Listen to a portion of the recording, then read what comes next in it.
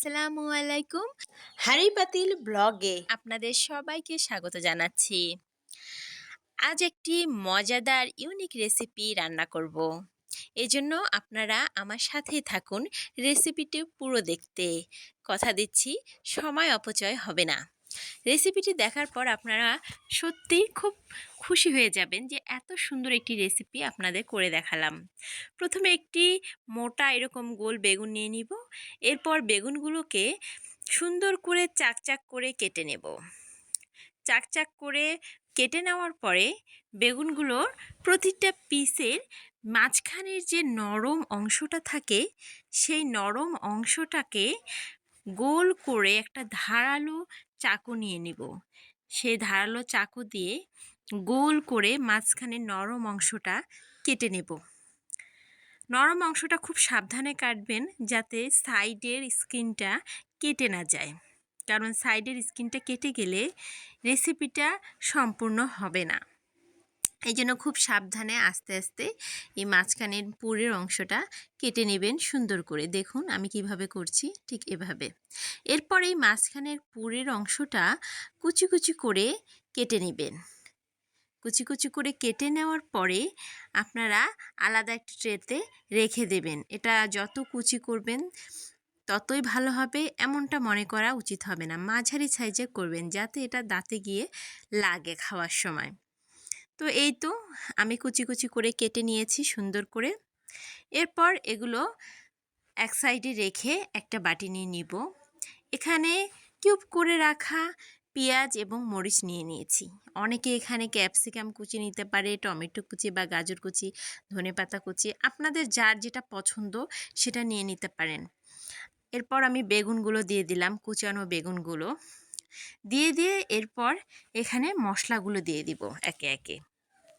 এখানে দিয়ে দিয়েছি আমি হলুদ গুঁড়ো, এরপর দিয়েছি লাল মরিচের গুঁড়ো।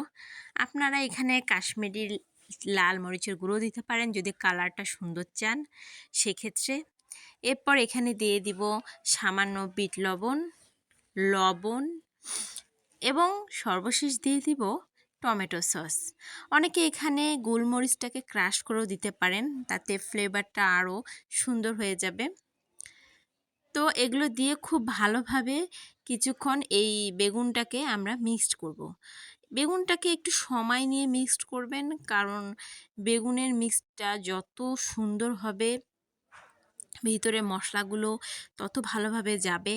আপনার খাওয়ার সময় প্রতিটা কামড়ে মশলার সেই ফ্লেভারটা সুন্দর পাবেন, তাতে মজা লাগবে অনেক। তো এই রকমভাবে আমরা খুব ভালোভাবে এই রেসিপিটাতে সব মশলা দিয়ে সুন্দর করে মাখাবো। এখানে টমেটো সসটা দিয়েছি কারণ একটু হালকা টক ফ্লেভারটাও আসবে। এটা অপশনাল, আপনারা যদি চান যে এই টমেটো সসটা দিবেন না সেক্ষেত্রে না দিলেও কোনো সমস্যা নেই। তো টমেটো সসটা দিয়ে এই যে দেখুন কত সুন্দরভাবে মাখিয়ে নিচ্ছি। এভাবে আস্তে আস্তে সময় নিয়ে মাখাবেন, কারণ যত সময় নিয়ে আসলে কোনো কিছু ম্যারিনেট করা যায় সেই জিনিসটা ততটাই পারফেক্ট হয়। এরপর এখানে আমরা দিয়ে দিব লাস্ট একটা ইনগ্রিডিয়েন্টস, তা হলো ডিম। আমরা ডিম ফেটিয়ে এর উপর দিয়ে দিব। এখানে 2টো ডিম ব্যবহার করেছি। আপনার ডিম পুর যত বেশি হবে ডিমের পরিমাণটাও তত বাড়াবেন। তো আমার একটা বেগুনে যেহেতু একটা বেগুনে 2টো ডিমই যথেষ্ট। তো ডিমগুলো দিয়ে দিলাম, একটা দুটো করে দিয়ে এরপর সুন্দরভাবে এই ডিমের সাথে এই পুরগুলোকে সুন্দরভাবে মিক্সড করে নেব। কারণ ডিমের যে সাদা অংশটা জেলির মতো থাকে এই অংশটা যদি ভালোভাবে ফেটানো না হয় তাহলেও কিন্তু দেখা যাবে জিনিসটা অতটা পারফেক্ট হবে না। এজন্য খুব সুন্দর করে এগুলোকে এই কুচি বেগুনের সাথে সুন্দর করে মিক্স আপ করতে হবে। তো সুন্দর করে মিক্স আপ করে আমরা এগুলো একপাশে রেখে দিলাম। এখানে আর কিছু দরকার নাই। তবে আপনারা যদি কেউ চান যে একটু মুচমুচে করতে আরও বেশি, তাহলে সামান্য চালের গুঁড়াও দিয়ে দিতে পারেন। আমি এখানে দেইনি। এরপর কড়াই বসিয়ে দিলাম, কড়াইয়ে তেল দিয়ে দিলাম। তেলটা যখন গরম হয়ে আসবে দেখবেন একটু বুদবুদ আকারে আসছে, তখন দেখবেন যেটা বুঝতে পারবেন গরম হয়ে আসছে। তো এখানে আমরা সেই বেগুনের চাকচাক করে রাখা সেই খোলা অংশটা দিয়ে দিলাম। এবার যে মিক্সচারটা করে রেখেছিলাম ডিমের বেগুনের মাঝখানের অংশগুলো দিয়ে, সেই মিক্সচারটাকে চামচ দিয়ে দিয়ে সেই বেগুনের মাঝখানে দিয়ে দিব। খুব সুন্দরভাবে ভরে ভরে দিব, কারণ ভরে দিলে জিনিসটা সুন্দর ফুলে উঠবে, দেখতেও যেমন অসাধারণ লাগবে, খেতেও অসাধারণ। তো এই তো সবগুলা বেগুনের ভিতরে আমরা সেই পুরটাকে ভরে দিচ্ছি। এই তো দিয়ে দিলাম। কিছুক্ষণ রান্না করব। যখন এক পাশ একটু মনে হবে যে 2 থেকে 3 মিনিট রান্না হয়ে গেছে, ঠিক তখনই এই পাশটা উল্টে দিব। আস্তে আস্তে উল্টাবেন, যেহেতু বেগুন কড়াইয়ে লাগার কোনো সম্ভাবনাই নেই, সুন্দরভাবে উঠে আসবে।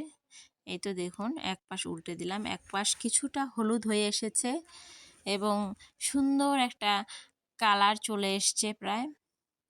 ডিম এক পাশে বাড়তি ছিল, সেটা আমি উঠিয়ে নিব কিছুক্ষণ পরে একটু ভাজা হলেই। তো এই তো বেগুনগুলোর পুর দেখুন, দেখতে কি দারুণ লাগছে। এটা যখন আর এক পাশ হয়ে যাবে, আরও 2 থেকে 3 বার উল্টিয়ে দিব, তখন এই পুরটা দেখতে অসাধারণ লাগবে। এই যে দেখুন কি দারুণ কালার এসছে এবং ফুলেও গিয়েছে। ভিতরে যে ডিম মিক্সচার পুরটা দেওয়া হয়েছে, সুন্দরভাবে ফুলে উঠেছে। ভিডিওটা একটু লম্বা হচ্ছে, কিন্তু আপনারা প্রতিটা স্টেপ যদি এইভাবে দেখেন, আশা করি পারফেক্ট হবে। এই দেখুন, বেগুন ভাজিটাকে তুলে নিয়েছি। এটাকে বেগুনের কেউ স্টাফিং বলে, বেগুনের পুর বলে, নানা নামে ডাকে। তবে রেসিপিটা গরম ভাতের সাথে খেতে অসাধারণ। আপনারা অবশ্যই বাসায় একবার ট্রাই করবেন।